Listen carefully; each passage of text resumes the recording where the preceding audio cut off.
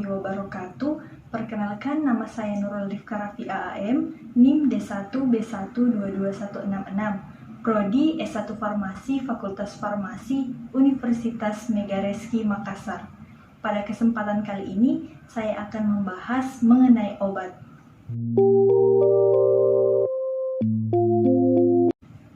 Obat berperan sangat penting dalam pelayanan kesehatan.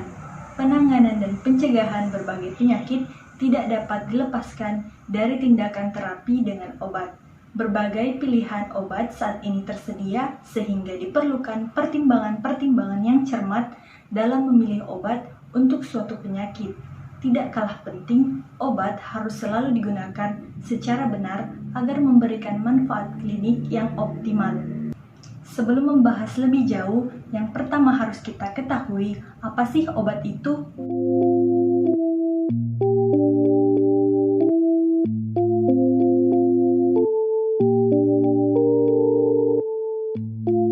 Menurut Undang-Undang Kesehatan Nomor 23 Tahun 1992, obat adalah bahan atau panduan bahan yang siap digunakan untuk mempengaruhi atau menyelidiki sistem fisiologi atau keadaan patologi dalam rangka penetapan diagnosis, pencegahan, penyembuhan, pemulihan, peningkatan kesehatan, dan kontrasepsi. Setelah mengetahui definisi dari obat, yang selanjutnya yang harus kita pahami beberapa jenis penggolongan obat.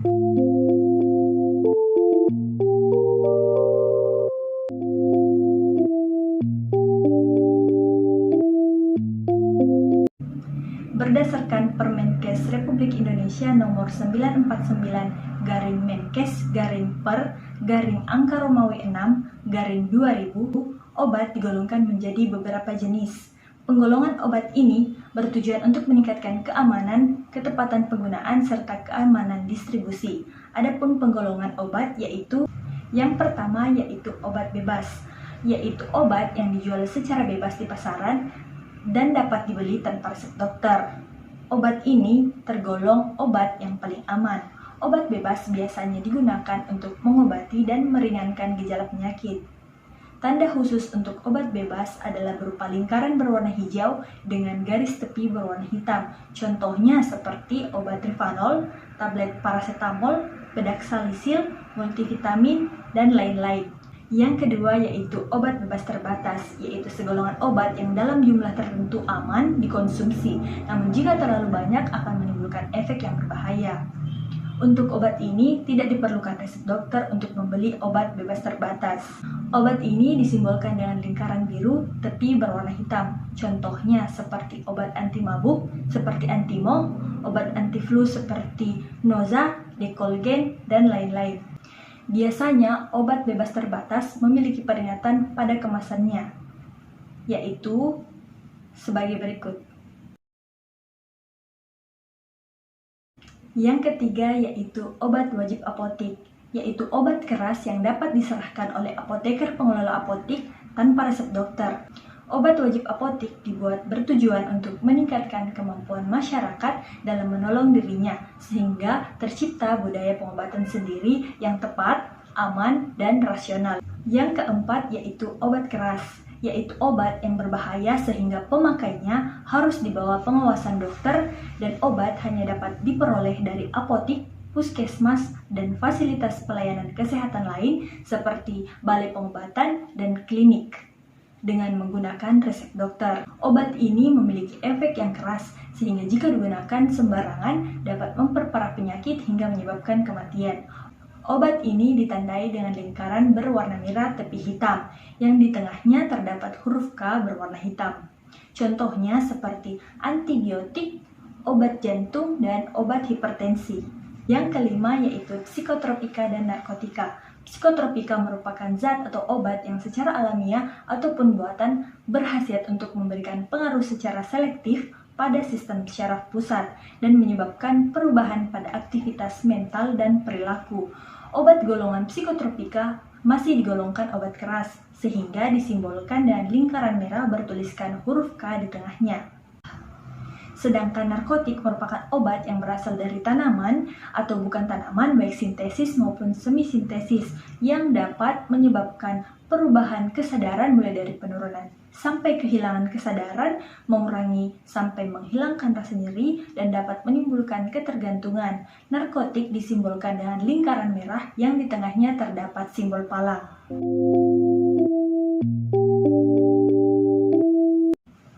Obat memberikan efek terapis kepada reseptor, sedangkan racun akan bersifat toksik, merusak, dan mengganggu fungsi tubuh. Adapun mekanisme kerja dari obat yaitu yang pertama, merangsang atau stimulasi dan menekan fungsi spesifik dari sel tubuh. Yang kedua, yaitu membunuh atau menghambat aktivitas sel-sel asing dan bakteri. Yang ketiga, yaitu menimbulkan aksi spesifik maupun non-spesifik. Yang keempat, yaitu mensubstansi zat-zat tertentu yang diperlukan oleh tubuh. Suatu obat yang diminum per oral akan melalui 3 fase. Yang pertama, yaitu fase farmasetik. Dalam fase farmasetik, obat berubah menjadi larutan sehingga dapat menembus membran biologis. Jika obat diberikan melalui subkutan, intramuskular, atau intravena, maka tidak terjadi fase farmasetik. Yang kedua, yaitu fase farmakokinetik. Fase ini terdiri dari 4 proses, yaitu absorpsi, distribusi, metabolisme atau biotransformasi, dan ekskresi. Yang ketiga yaitu fase farmakodinamik, yaitu terjadi respons biologis atau fisiologis. Salah satu penyebab kesehatan yaitu penggunaan obat secara tidak rasional yang dapat mengakibatkan terapi kurang efektif dan tidak efisien. Penggunaan obat yang dikatakan rasional apabila pasien menerima obat yang sesuai dengan yang dibutuhkan klinisnya dan dalam dosis yang sesuai kebutuhan. Menurut WHO, lebih dari 50% obat di dunia diresepkan dan digunakan secara tidak tepat. Kurangnya informasi penggunaan obat yang diberikan oleh tenaga kesehatan memicu penggunaan obat secara tidak tepat oleh masyarakat, baik itu kurangnya kepatuhan terhadap penggunaan obat yang diresepkan ataupun banyaknya masyarakat yang menggunakan obat tanpa resep dokter atau pengobatan sendiri. Data survei Sosial Ekonomi Nasional dari tahun ke tahun selalu menunjukkan bahwa lebih dari 60% masyarakat melakukan pengobatan sendiri. Hasil riset kesehatan tahun 2013 menunjukkan sebanyak 35,2% masyarakat menyimpan obat di rumah tangga, di mana 27,8% dari obat tersebut adalah antibiotik yang diperoleh tanpa resep dokter.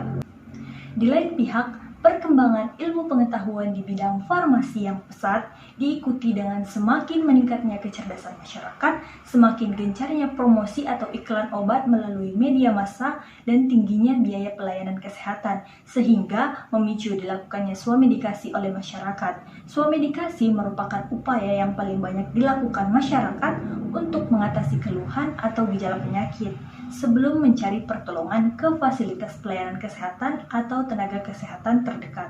Informasi tentang obat banyak diperoleh masyarakat dari berbagai sumber, namun belum tentu semuanya benar atau netral. Oleh karena itu, diperlukan pemberdayaan masyarakat agar masyarakat mampu menyaring informasi yang benar. Informasi seharusnya didapatkan dari tenaga kesehatan dan sumber informasi yang terpercaya.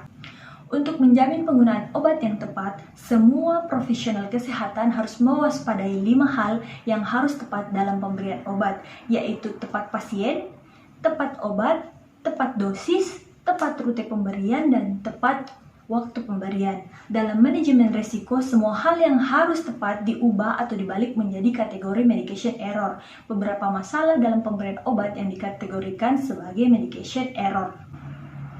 Penyerahan obat ke pasien oleh penyedia obat, dalam hal ini apoteker atau asisten apoteker, berperan penting dalam upaya agar pasien mengerti dan menggunakan obat secara benar, seperti yang dianjurkan. Kekeliruan dalam penyediaan obat dan penyerahan obat ke pasien sering mengakibatkan kerugian bagi pasien. Apoteker atau tenaga kesehatan lain yang bertugas dalam penyediaan dan penyerahan obat adalah orang yang terakhir yang berhubungan dengan pasien atau keluarganya sebelum obat digunakan. Oleh karena itu, penting untuk selalu mengingat dan mengikuti proses penyediaan dan penyerahan obat secara benar.